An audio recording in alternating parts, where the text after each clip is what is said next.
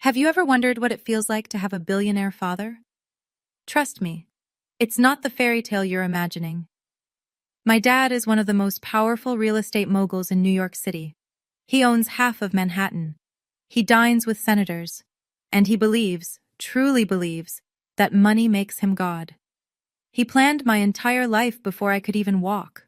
Which schools, which friends, which career, which husband. When I was 16, he told me, "Love is a luxury for poor people. You're an Ashford. You marry for strategy." 6 months ago, I broke his rules. I fell in love with a man he called Trash from Queens, a mechanic with grease under his fingernails. And at my own wedding, in front of 300 guests, my father stood up and disowned me. What he didn't know? That Trash was about to become his biggest regret. Hey everyone! I'm Fiona, 28 years old. If you're watching, hit subscribe and tell me where you're tuning in from. Drop your location and local time in the comments. I read every single one. Now let me take you back 8 months ago, to the night I told my father I was marrying a man he'd never met. The Ashford penthouse on the Upper East Side had floor-to-ceiling windows that looked down on Central Park like it owned it, which, in a way, my father believed he did. That Thursday evening, we sat around the 12-seat walnut dining table, imported from Italy, my mother reminded guests at every dinner party. The Hermes Place settings gleamed under the chandelier.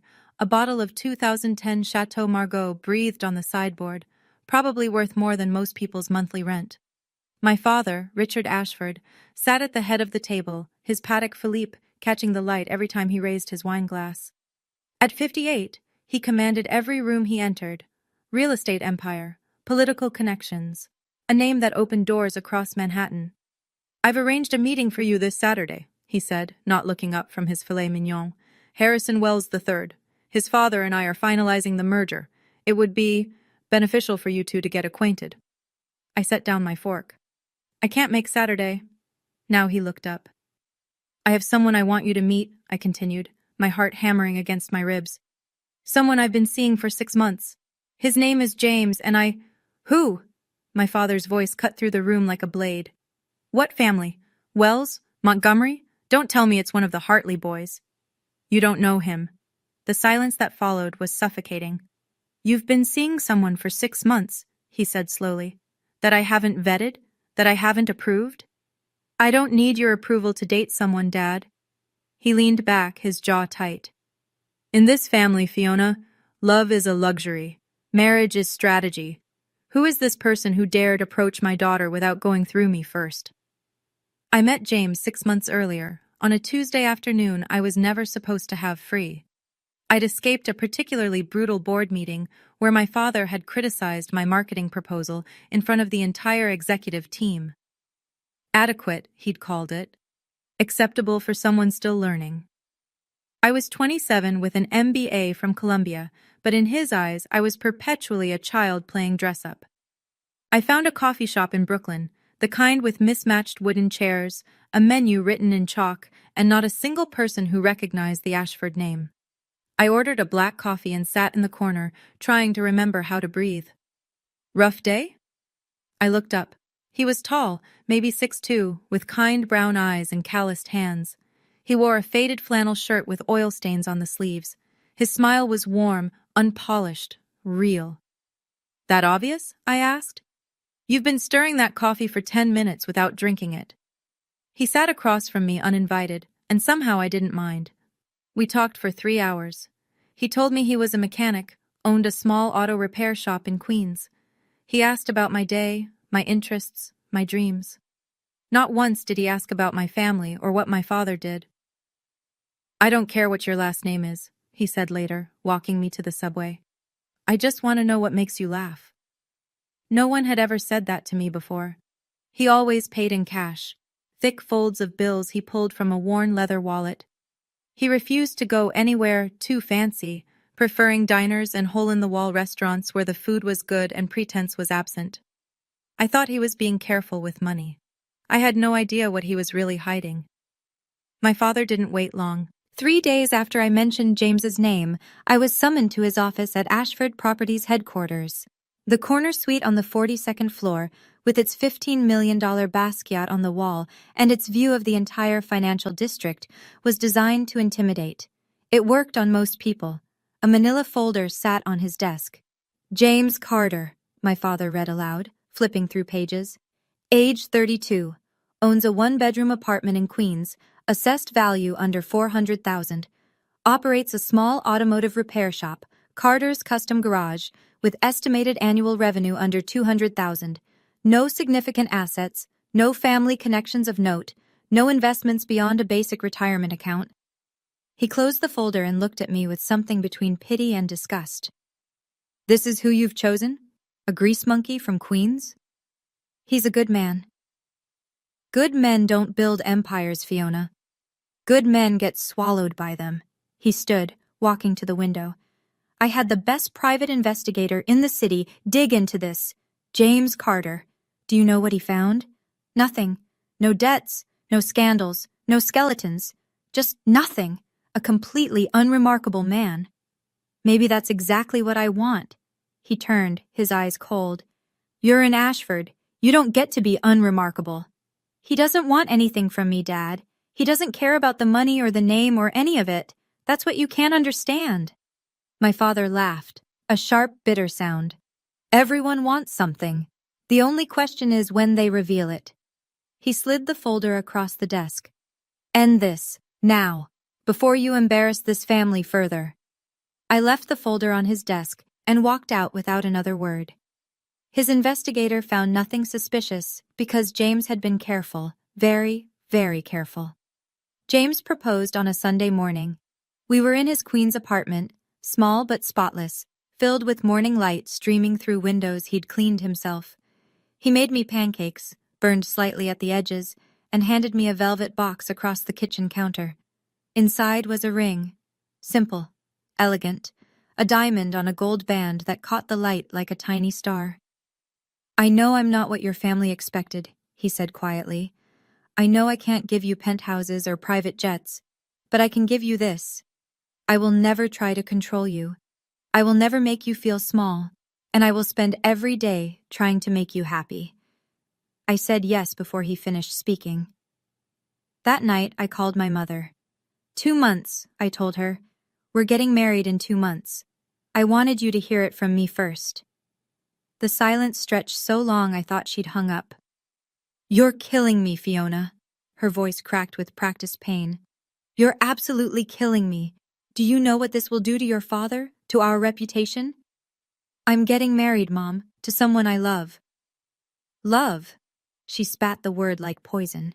You think love pays for your lifestyle? Love maintains your social standing? My brother Derek texted me an hour later. Heard you're marrying some broke mechanic. Bold move, sis. Can't wait to see you slumming it in Queens. I didn't respond. My father's call came last. His voice was ice. You want a wedding? Fine. I'll give you a wedding. A pause. One you'll remember for the rest of your life. I should have heard the threat in his words, but I was too happy to notice the knife being sharpened behind them. The first strike came at Kleinfeld Bridal. I'd scheduled an appointment to try on wedding dresses, nothing extravagant by Ashford standards, just a classic Vera Wang I'd had my eye on. The consultant, a woman who'd served my mother for years, greeted me with a tight smile. I'm so sorry, Miss Ashford, but there seems to be an issue with your account. My credit card declined, then the backup, then the emergency card my mother had given me for special occasions. I called the bank from the fitting room floor, surrounded by tulle and silk I suddenly couldn't afford. I apologize, Miss Ashford, but your accounts have been deactivated. The primary account holder removed your authorized user status yesterday. The primary account holder, my father. I sat there in my slip, staring at my phone, as the reality settled over me like a shroud. He hadn't just threatened. He'd started a financial siege. James found me an hour later, still sitting in the fitting room. I texted him through tears I refused to let fall in public. Let me help, he said, reaching for his wallet. No. Pride made the word sharper than I intended. I can't. I need to figure this out myself. But he pulled out a stack of cash anyway. $100 bills, at least $2,000, held together with a simple rubber band. More money than any mechanic should casually carry. I want to, he said simply. Let me. I looked at that stack of bills, too thick, too casual, and something flickered in the back of my mind. But I was too overwhelmed to examine it closely. For the first time in 28 years, I stood in a store I couldn't afford, and I realized something terrifying. Without my father's money, I didn't know who I was. But I was about to find out. The social fallout was swift and surgical. Within a week, my phone went quiet. Friends I'd known since prep school suddenly had scheduling conflicts. Lunch dates were canceled. Group chats went silent. Then came the texts, always apologetic, always cowardly. So sorry, babe, but Mom says we shouldn't be seen together right now. You know how business works. XO. Hey, Fee, this is awkward, but my dad does a lot of deals with Ashford Properties and you understand, right? Nothing personal, but I can't risk my family's relationship with yours. Good luck, though. 28 years of friendships, and every single one of them came with a price tag I was no longer worth. At Ashford Properties, where I'd worked in marketing for 3 years, colleagues avoided eye contact. The whispers followed me through every hallway. The corner office I'd earned was suddenly needed for restructuring. HR's email arrived on a Friday afternoon. Your position is being evaluated. Please refrain from client-facing activities until further notice. They didn't fire me. They just made sure I knew I was worthless. Through all of it, one person kept reaching out. A lawyer named Margaret Chen. No, wait, Margaret Smith. She'd been my grandmother's attorney before Grandma passed 2 years ago. Miss Ashford, her voicemail said, there's a matter regarding your grandmother's estate that requires your attention. Please call at your earliest convenience. I saved the message, but didn't return the call. I was too busy drowning to notice the life raft being thrown my way. That night, I scrolled through Instagram and saw Derek at a rooftop party with all my former friends. My mother had commented, "So proud of my son. Family is everything." The message was clear. I was no longer family. James found us an apartment in Brooklyn. It was nothing like the penthouse I'd grown up in. No doorman, no marble floors, no view of Central Park. Just a bright 2-bedroom in a brownstone, with creaky hardwood floors and a tiny balcony that overlooked a community garden. It's not much, he said, watching my face as I walked through the empty rooms, but it's ours, no one else's. I started to cry. Not from disappointment, from relief. Here, my father's shadow couldn't reach. Here, I could breathe. James held me while I sobbed out years of pressure I hadn't known I was carrying. He didn't promise to fix everything or rescue me from my problems. He just stayed. I spent the next weeks sending out resumes to every marketing firm in the city. The rejections came fast, too fast. Somehow, everywhere I applied already knew about the Ashford situation.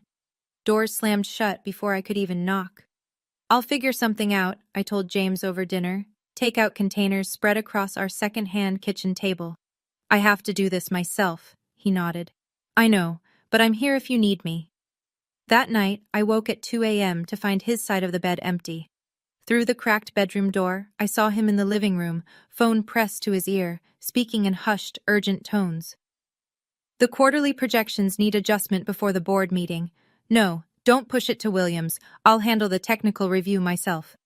I must have made a sound because he turned, saw me, and quickly said, I'll call you back. Work stuff, he said with a small smile.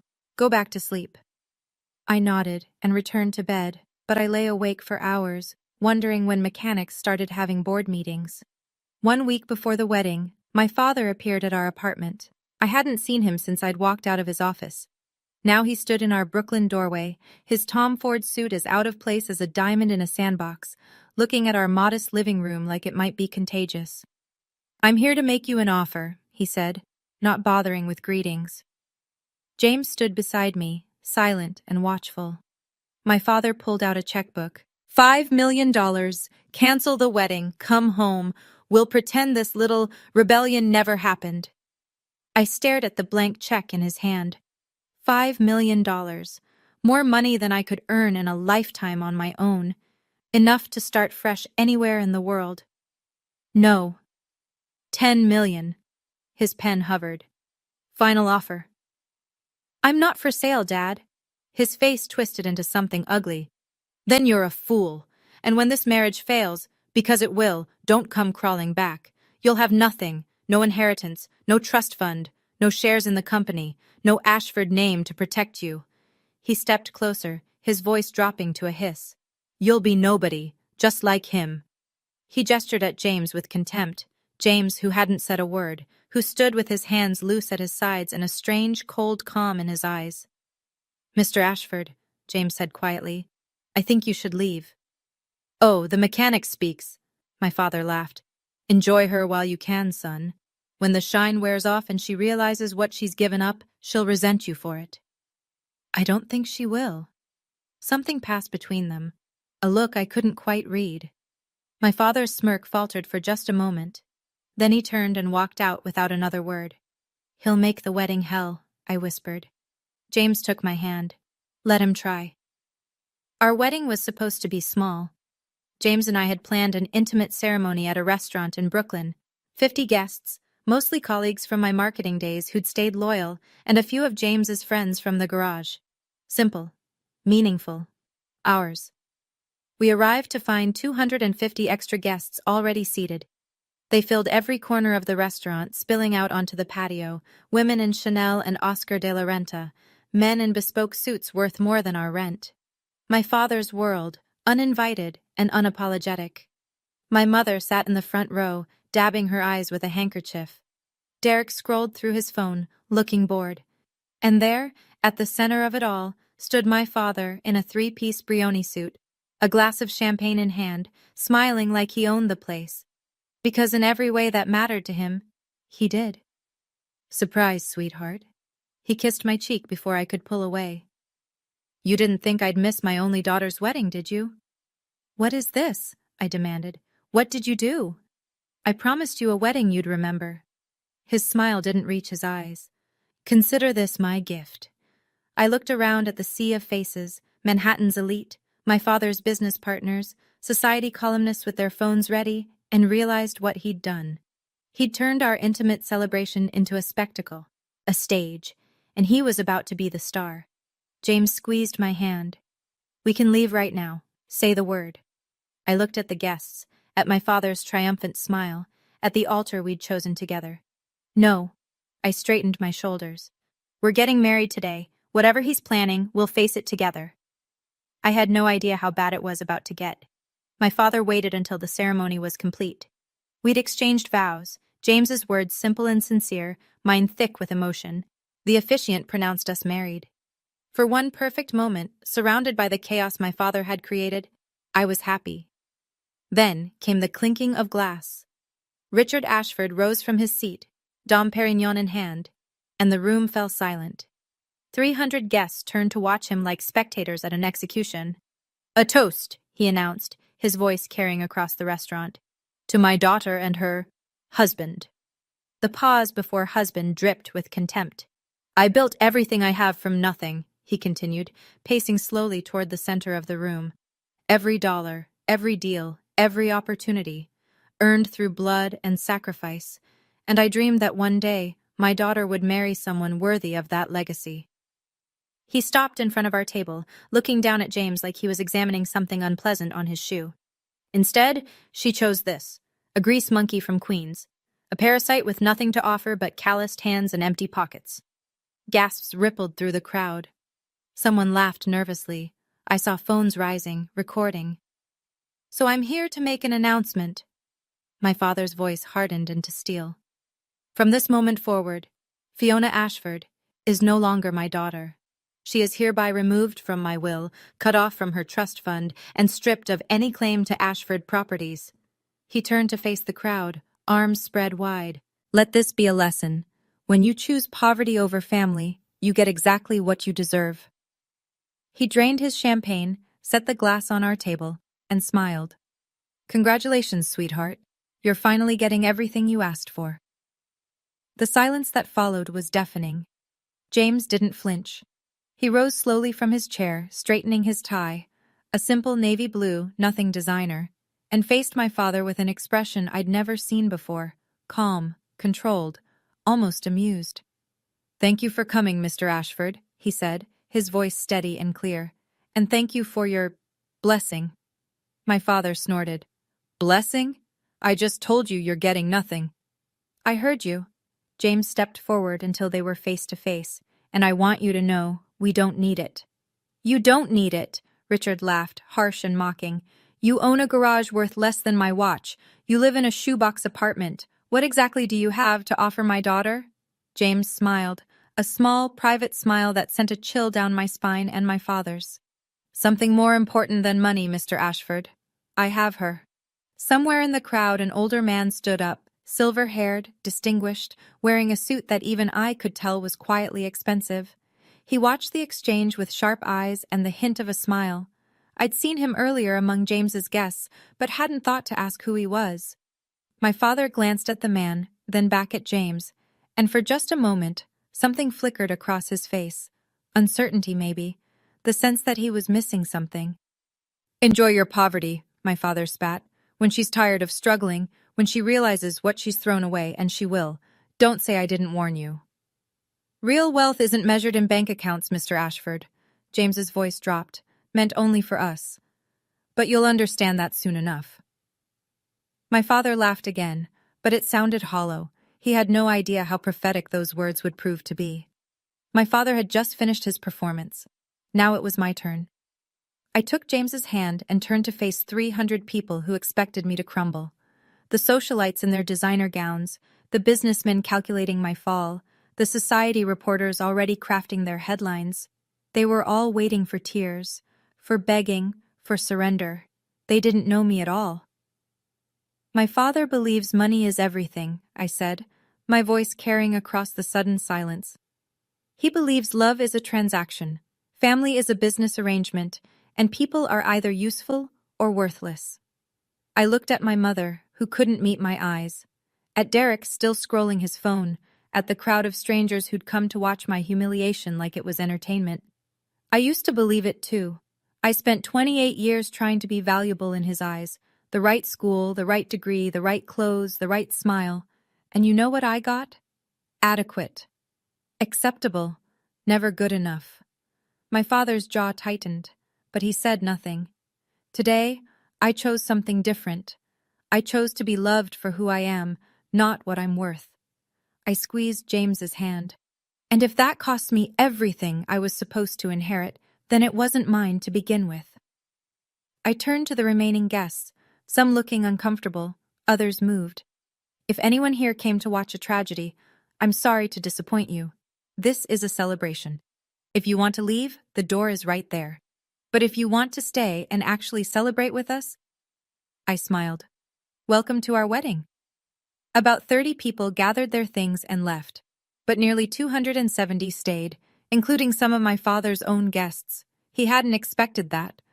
My father stormed out with my mother and Derek trailing behind. The door hadn't even closed before the atmosphere shifted. Like a storm passing, the air in the room suddenly felt lighter. Someone started clapping, a genuine, warm applause that spread through the crowd. The DJ, who'd been frozen in shock, finally started the music. And just like that, our wedding became ours again. The cake came from a local bakery in Brooklyn, 3 tiers of vanilla buttercream that tasted better than any $5,000 designer creation I'd had at society weddings. James and I cut it together, laughing when the frosting smeared his nose. "Any regrets?" he asked as we swayed together on the dance floor, my head resting on his chest. "Not a single one." "Even after all that?"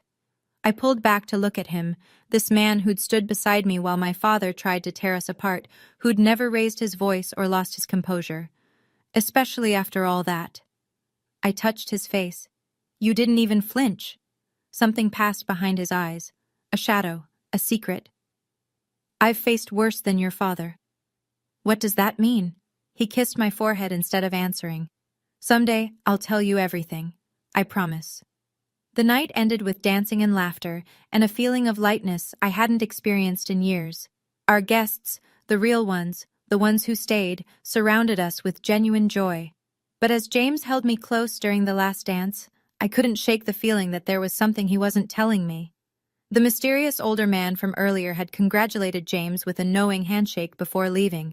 James's late-night phone calls about board meetings. Whoever my husband really was, I had a feeling I was only seeing the surface. The real story was yet to come.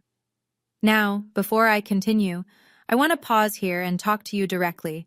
If you've ever felt like your family didn't see your true value, type "same" in the comments. I read every single one, and I want to hear your story. Hit that like button if you think I made the right choice standing up for myself. And if you haven't subscribed yet, trust me, you're going to want to hear what happens next. Because the twist, you won't see it coming. Let me continue. The honeymoon period lasted about 6 weeks. Not the romance. James and I were happier than ever, learning how to build a life together in our Brooklyn apartment. No, what ended was my hope of finding work. I'd applied to 43 marketing positions across the city, entry-level, mid-level, anything that would use my MBA and 3 years of experience. Every single application came back rejected, most without even an interview. Word traveled fast in Manhattan. The Ashford name, which once opened doors, now slammed them shut. Nobody wanted to risk offending Richard Ashford by hiring his disowned daughter. Maybe I should look outside the city, I said one night, staring at my laptop screen. Another rejection email. Another door closed. James was quiet, standing by the window. Or maybe you shouldn't work for anyone else. I can't exactly start my own company right now. I have maybe $3,000 to my name. Sometimes that's enough. I laughed bitterly. In what world? He didn't answer, just watched me with those calm brown eyes that I was beginning to realize hid more than he showed. Our savings dwindled. I insisted on paying half the bills. Some stubborn part of me needed to prove I wasn't just a kept woman. James never complained, never pushed, never offered to simply take care of everything. He respected my pride even when it made things harder. But at 3 a.m., when I couldn't sleep, the doubt crept in. What if my father was right? What if I couldn't survive without the Ashford name? What if I'd given up everything for a man I was only beginning to know? James found me on the balcony one night, wrapped in a blanket, crying silently at the city lights. "Tell me what you need," he whispered. "I don't know anymore." 3 months after the wedding, my phone lit up with my mother's name. I almost didn't answer, but some desperate part of me still hoped. "Darling." Her voice was honey smooth, the way it got when she wanted something. "How are you? We've been so worried." "Have you?" "Of course. You're still my daughter, no matter what your father says." A strategic pause. "You know, he hasn't formally changed the will yet. There's still time if you wanted to. Reconsider." Reconsider my marriage. Reconsider your choices. You've made your point, Fiona. We all understand you wanted independence, but surely by now you've realized that man can't give you the life you deserve. I thought about James making me coffee every morning, remembering exactly how I liked it. About the way he held me when the rejection emails piled up. About his steady faith in me when I had none in myself. "I think he already has," she sighed. "You're killing me, Fiona. Every day you stay with him is another day you're throwing away your future." The next attack came from Derek's Instagram, a photo from some rooftop party, my former friends, champagne, the Manhattan skyline. Caption: "Some people choose love over luxury. Hope they're enjoying their freedom. #poverty is romantic." The comments were brutal, laughing emojis, inside jokes I used to be part of. My mother had liked the post. James came home that evening to find me staring at the screen, tears tracking down my cheeks. He took the phone gently from my hands and looked at the post. For a moment, his jaw tightened, the first real anger I'd seen from him. "They'll rewrite this story soon," he said quietly. "I promise you." "How can you be so sure?" He kissed my forehead instead of answering. 4 months after my wedding, the letter arrived. Heavy cream paper, Ashford Properties letterhead, the law firm's seal embossed in gold. "Dear Ms. Ashford Carter, this letter serves as formal notification that Richard Ashford has executed amendments to his last will and testament. Per these amendments, you have been permanently removed as a beneficiary. Your previous designation to receive 20% of Ashford Properties holdings, estimated current value $200 million, has been reallocated. Additionally, Trust account number 47,891, established in your name, has been dissolved per trustee authority. These changes are final and irrevocable. Regards. $200 million, gone with a signature. I sat on our tiny balcony as the sun set over Brooklyn, watching the sky turn from gold to purple to black. For 28 years, I'd been promised that money. I'd never wanted it, not really, but knowing it was there had been a safety net I never realized I was standing on. Now the net was gone, and I was in free fall. James found me there hours later, the letter crumpled in my hands, my face swollen from crying. I saw the envelope, he said, sitting beside me. I'm sorry. I don't care about the money. I laughed bitterly. That's the irony. I never cared about the money, but knowing he could just erase me like that, like I never existed. James was quiet for a long moment. I have something to tell you, he said finally. Something I've been waiting for the right time to share. He took my hand. But not yet. In 3 months, there's an event. I need you to trust me until then. What kind of event? The kind that will change everything. He met my eyes. Can you wait that long? I didn't understand, but I trusted him. Yes. The next day I finally returned Margaret Smith's call. Her office was in a brownstone on the Upper West Side, old money quiet, with mahogany bookshelves and leather chairs that had seen decades of confidential conversations. Thank you for coming, Mrs. Carter. She smiled warmly, emphasizing my married name in a way that felt deliberate. Your grandmother would be very proud of you. Hearing Grandma Maggie mentioned made my throat tight. She'd died 2 years ago, the only person in my family who'd ever truly seen me. You said there was something about her estate? Margaret nodded, sliding a folder across her desk. Before she passed, Margaret Thornton established a separate trust, independent of anything controlled by your father. She instructed me to inform you of it only after you married someone of your own choosing, without your father's approval. I stared at her. What?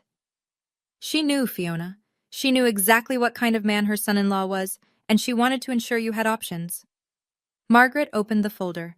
The trust contains $500,000 in diversified assets. It became yours the day you married James Carter. $500,000, my grandmother's final gift. There was a letter inside, written in her familiar, elegant script. My darling Fiona, if you're reading this, it means you finally chose your own path. I am so proud of you. Your grandfather and I built our life on love, not money. We had nothing when we started, and everything when we ended, because we had each other. This money is not a fortune, but it's freedom. Use it to build the life you want. Never let anyone tell you what you're worth. All my love, Grandma Maggie, I cried in that office for 20 minutes. For the first time in months, they were tears of hope. 5 months after my wedding, I launched Thornton Creative, named after my grandmother's maiden name, a deliberate choice to separate myself from the Ashford legacy. I rented a small office in a co-working space in Soho, designed my own logo, and reached out to every small business owner I'd ever met who wasn't connected to my father's world. The first client was a coffee shop in Brooklyn, the same one where I'd met James. They needed help with their social media presence, and I charged them half my normal rate just to build my portfolio. The second client was a vintage bookstore in the Village, then a family-owned restaurant in Queens, then a tech startup in Jersey City. Word spread, not through Manhattan's elite networks, but through the real New York, people who judged work by results, not family names. Within 2 months, I had more clients than I could handle alone. I was building something that was mine. I'm proud of you, James said one evening, watching me work on a campaign from our kitchen table. I couldn't have done it without Grandma's trust fund, or without you believing in me when I didn't believe in myself. He smiled that quiet smile. You would have found a way. That week, I received an email that made me freeze. Subject: Partnership Inquiry. From marketing@nexusai.com. Dear Ms. Thornton, Nexus AI Technologies is interested in discussing a potential marketing partnership with your firm.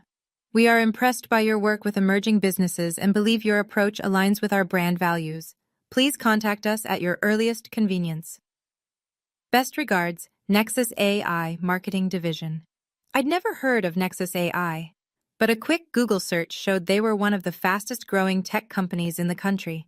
Strange that they'd found my tiny firm. Very strange indeed. I didn't connect the dots immediately. But the business news that month was full of one story. Nexus AI Technologies was looking for real estate partners to build a massive data center on the East Coast. The deal was worth $50 million, and every developer in New York was scrambling for it, including, it turned out, my father. Derek mentioned it on Instagram, of course. A photo of Richard shaking hands with someone at a business conference. Caption: Dad closing in on the biggest deal of the decade. Ashford Properties plus Nexus AI equals fire. I scrolled past it without much thought. But a few days later, James came home with a curious look on his face. Did you see the news about Nexus AI? The data center thing? Yeah, everyone's talking about it. I looked up from my laptop. Why? No reason. But he was smiling, that small private smile I still couldn't decode. Just interesting that your father wants it so badly. Everything's a competition with him. He probably doesn't even need the money. He just wants to win. James sat beside me on the couch. What would you say if I told you he's not going to? Win? How do you know? Because I know who runs Nexus AI. Something cold trickled down my spine. James, he took my hand. There's a gala next month, the Tech Charity Foundation event at the Met. Nexus AI is the main sponsor and... He paused. Their CEO is making a rare public appearance. Okay. I want you to come with me. To a tech gala? James, I don't know anyone in that world. He lifted my hand and kissed it. You know me. The way he said it, like it meant more than I understood, made my heart skip. What aren't you telling me? Everything. And soon, I promise. 2 weeks before the gala, James sat me down. It was Sunday morning. He'd made pancakes again, our weekend tradition now, and the apartment smelled like maple syrup and coffee. But his face was serious in a way I'd rarely seen. I need to tell you something, he said, and I need you to let me finish before you react. My stomach tightened. Okay. The auto shop is real. I do own Carter's Custom Garage, and I do fix cars there when I can. He took a breath. But it's not what I do for a living. It's a hobby, a way to stay grounded. Stay grounded from what? From the other part of my life. He met my eyes. I work in tech, Fiona.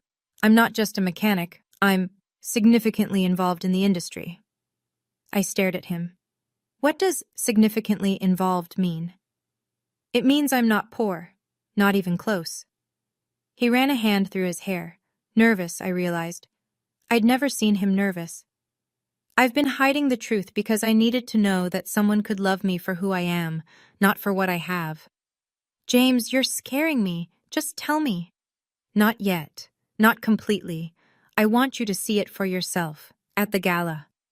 He pulled something from his pocket, a thick envelope with elegant calligraphy. This is your invitation. VIP access, my guest. I took the envelope. Inside was a heavy cream card, gold embossed. The Tech Charity Foundation cordially invites you to our annual gala guest of honor, James Carter. Guest of honor. James. My voice came out as a whisper. Who are you? He took my face in his hands, his eyes more vulnerable than I'd ever seen them. I'm the man who loves you. Everything else is just details. The 2 weeks before the gala felt like living in a dream I couldn't quite wake from. I Googled Nexus AI CEO obsessively. The search results were maddeningly vague. The company was famous for its privacy, no photos of leadership, no public statements, just a reputation for brilliant innovation and a mysterious founder who avoided the spotlight. Forbes had run a piece 6 months ago. The billionaire nobody's seen, inside the world of Nexus AI's phantom founder. No name, no face, just speculation about a young tech genius who'd built a $4 billion empire while staying completely invisible.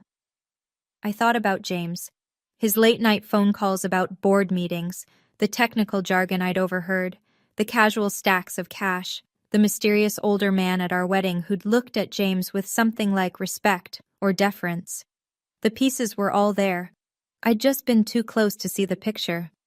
The night before the gala, James presented me with a dress, a Valentino, black and elegant, probably worth more than our monthly rent. I didn't ask how much it cost. I was beginning to understand that money wasn't a concern for him, had never been. "Are you angry?" he asked quietly. "That I didn't tell you sooner?" I looked at this man, my husband, who I was only now beginning to truly know. "I'm not sure what I am," I admitted. "You lied to me." "I withheld information to protect something important. There's a difference." "Is there?" He nodded. "Tomorrow you'll understand everything, and then you can decide how you feel." He kissed my forehead. "Whatever you decide, I won't blame you." I barely slept that night. In a few hours, I would walk into a world I thought I'd left behind, and discover that my husband wasn't the struggling mechanic my father had mocked. He was something else entirely. The Metropolitan Museum of Art had been transformed. Crystal chandeliers hung from the ceiling of the Great Hall like frozen starbursts. 500 of the most powerful people in technology, finance, and media mingled beneath Renaissance masterpieces, champagne flutes catching the light. The women wore couture, the men wore power like a second skin, and everyone was watching us. I walked in on James's arm, my black Valentino suddenly feeling inadequate against the sea of designer gowns, but James moved through the crowd like he owned it, nodding to people who nodded back with deference I couldn't explain. "James Carter," a silver-haired man said, shaking his hand warmly. "Looking forward to the announcement." "Senator Mitchell," James replied. "Thank you for coming." "Senator." James knew senators. We'd barely made it to the bar when I spotted them. My father, my mother, and Derek, standing near the auction displays, working the room with practiced smiles. Richard's eyes swept the crowd constantly, searching for someone. Then they landed on me. His face went through a rapid series of emotions. Confusion, recognition, contempt. He started walking toward us, my mother hurrying to keep up. "Fiona!" He stopped a few feet away, looking at James with a predator's smile. What a surprise. I didn't realize they let the help into these events. James said nothing, just watched him with that unsettling calm. "Don't tell me you crashed the party." Richard laughed, looking around for an audience. "Security should really do a better job of screening for—" "Mr. Ashford," a woman in a headset appeared at his elbow. "The CEO of Nexus AI will be speaking in 15 minutes. You requested a seat at the sponsor table?" Yes. He waved her off, still smirking at James. "I have a very important meeting after his speech." If only he knew. The lights dimmed. A hush fell over the great hall as the massive screens flickered to life. The Nexus AI logo, a sleek silver N intertwined with a circuit pattern, appeared, followed by sweeping footage of their technology, self-driving systems, medical AI, climate modeling. "Ladies and gentlemen," the MC announced, her voice echoing through the hall, "tonight marks a historic moment. For the first time ever, the founder and CEO of Nexus AI Technologies will address the public in person." Murmurs rippled through the crowd. My father leaned forward in his seat, adjusting his tie. I saw him mouth something to my mother, probably strategizing about his approach after the speech. This company has revolutionized artificial intelligence across every sector. Their innovations have changed how we live, work, and connect. And the mind behind it all has, until now, remained private. James squeezed my hand. "Are you ready?" "For what?" He smiled. Not his small, private smile, but something brighter, something free. "For everything to change." The MC's voice swelled. "Please welcome the CEO and founder of Nexus AI Technologies, valued at $4.7 billion and named by Forbes as one of the most influential people in tech." James let go of my hand. "James Carter!" The room erupted in applause.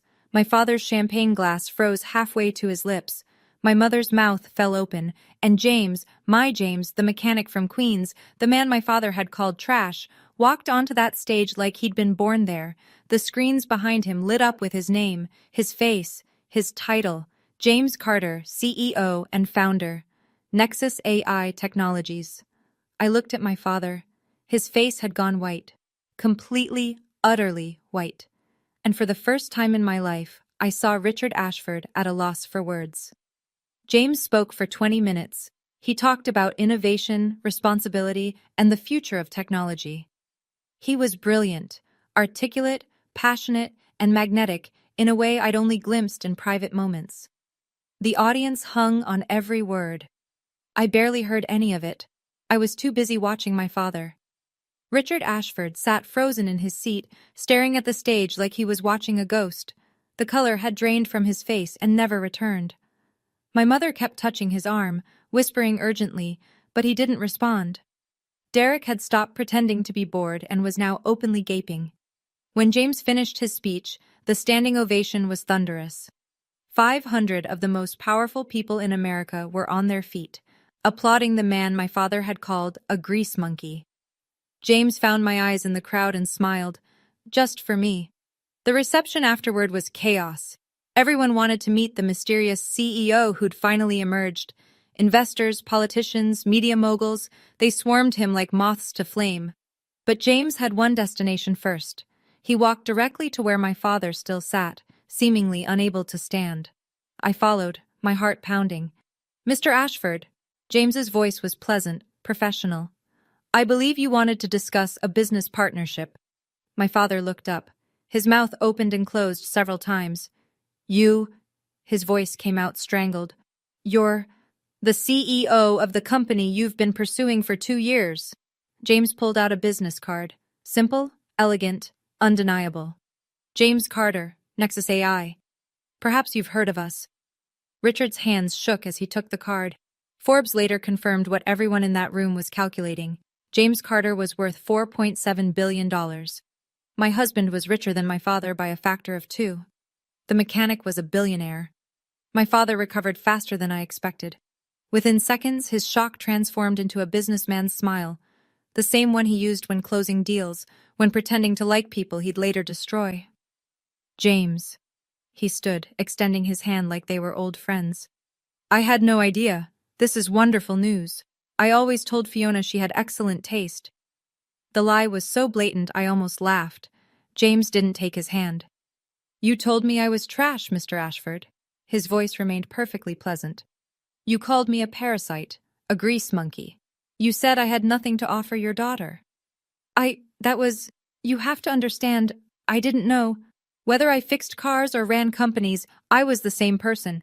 The only thing that's changed is your perception of my value." James finally took the extended hand, but not to shake it. He pressed his own business card into my father's palm. "Which says more about you than it does about me." Around us, people were watching, listening, recording on their phones.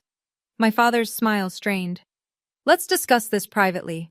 The data center deal. I'm sure we can come to an arrangement that benefits everyone. I've already made my decision about that." James's voice carried just enough to be heard by the nearby crowd. "Nexus A, I will not be partnering with Ashford Properties." "What? Why?" "Because I don't do business with people who treat their families like assets to be traded." James stepped back, sliding his arm around my waist. "Your daughter chose love over money. You punished her for it. I don't reward that kind of behavior." The whispers spread like wildfire. By morning, this story would be on every business page in America. Richard Ashford had just lost the biggest deal of his career to his own son-in-law. Okay, I need to stop here for a second. Did any of you see that coming? Be honest. Type shocked if you didn't, or called it if you did. I want to know.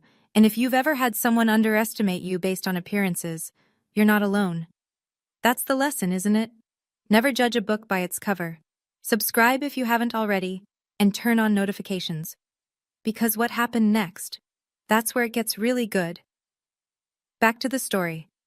The fallout was immediate and merciless. By midnight, the video from our wedding, my father's entire toast calling James trash, was everywhere. Someone had finally posted it, and now it had context.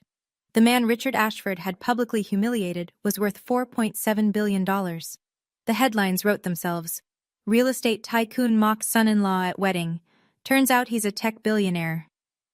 Ashford Properties CEO learns expensive lesson about judging books by covers. The $50 million mistake.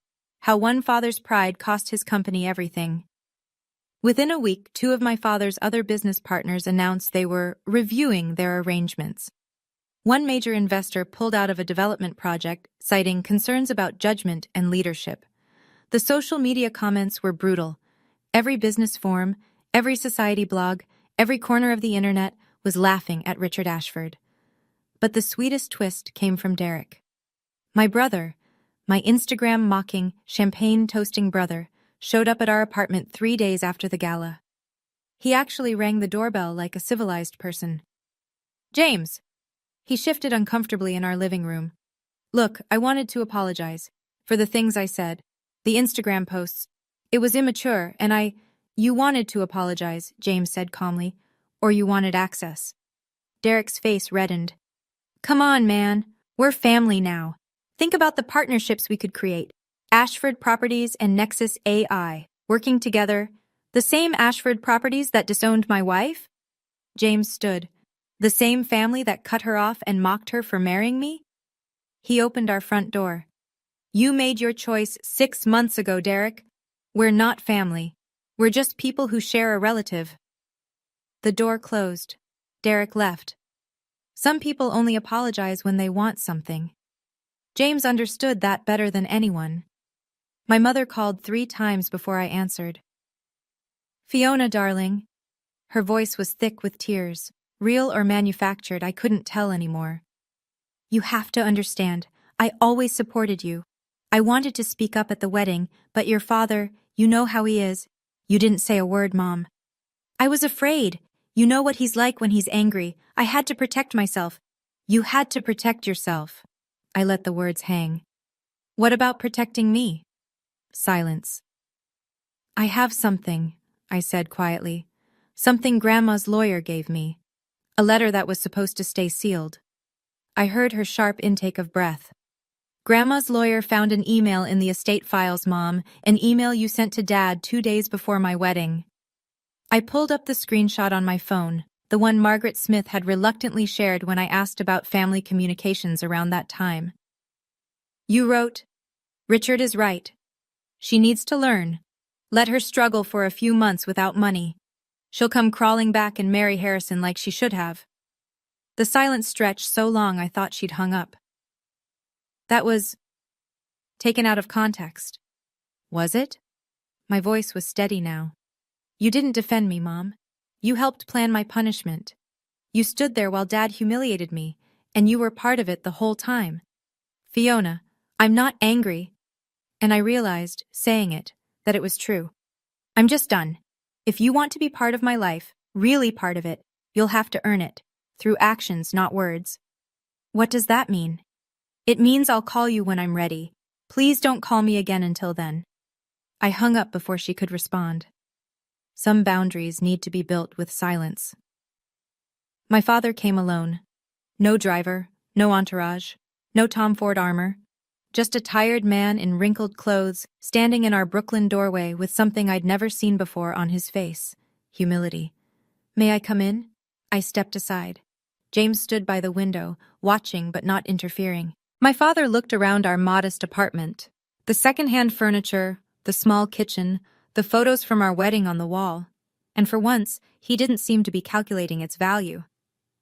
"I've lost 3 partnerships this week," he said quietly. "The data center deal is dead. The board is discussing whether to remove me as CEO of my own company." He laughed bitterly. "Turns out public humiliation has consequences." "I'm sorry about your business problems." "No, you're not. And you shouldn't be." He finally met my eyes. "I was wrong, Fiona. About James. About you. About what matters." I'd waited my whole life to hear those words. Now that they came, I felt tired. "I don't need your apology, Dad." "Then what do you need?" I thought about it. Really thought about it. "I need you to understand that I'm happy. Not because my husband turned out to be rich. I was happy before I knew. I'm happy because I'm respected, supported, loved for who I am." I stepped closer. "Can you understand that?" Something shifted in his face. Maybe not full understanding. Maybe that was too much to ask. But something. "I'm trying." Then try harder. I put my hand on his arm. I'm willing to have you in my life, Dad, but not as someone who controls me, not as someone who judges my worth by my husband's bank account, as my father. Just that. He nodded slowly. I don't know how to do that. Then learn. It wasn't forgiveness, but it was a start. 1 year after our wedding, Thornton Creative had 15 employees. My little marketing firm had grown into something real, not because of James's money or connections, but because of referrals from satisfied clients and a reputation I'd built one project at a time. We'd just signed our biggest contract yet, a year-long campaign for a Fortune 500 company who'd found us through word of mouth. James still went to the garage on weekends. He said it kept him grounded, reminded him of who he was before the billions. Sometimes I joined him, handing him wrenches and learning the names of engine parts. My father was still learning too. Our relationship wasn't healed, might never be fully, but he was trying. He'd started therapy, according to my mother. He'd asked me to coffee twice, and both times he'd asked questions about my life instead of talking about himself. Progress, not perfection. That Christmas, we celebrated at James's mother's house in Connecticut, a cozy colonial with a garden and real laughter echoing off the walls. No designer decorations or catered meals, just family. Any regrets? James asked, pulling me close as snow fell outside the window. I thought about the penthouse I'd lost, the trust fund that vanished, the $200 million I'd never see. Then I thought about building something with my own hands, about being loved for who I was, about my grandmother's words, never let anyone tell you what you're worth. Not a single one. He kissed me, and the snow kept falling, and somewhere in Manhattan, my father was probably still tallying his losses. But I'd stopped counting a long time ago. Real wealth, I'd learned, isn't measured in bank accounts. It's measured in the peace you feel when you finally stop trying to be who everyone else wants you to be. And just become yourself. If you take anything from my story, let it be this. First, don't let anyone define your worth by money, not even family. Especially not family. Second, actions speak louder than words. When people show you who they are, believe them. And when they suddenly change after learning your value, be skeptical. Third, true love doesn't ask you to abandon who you are. It gives you room to grow into who you're meant to be. Thank you for staying until the end. If this story meant something to you, hit that like button and subscribe. Turn on the bell so you never miss another story. Check the description for more stories like this. Some twists are even wilder than mine. And drop a comment. Should I have forgiven my father completely? I read every single one. See you in the next one.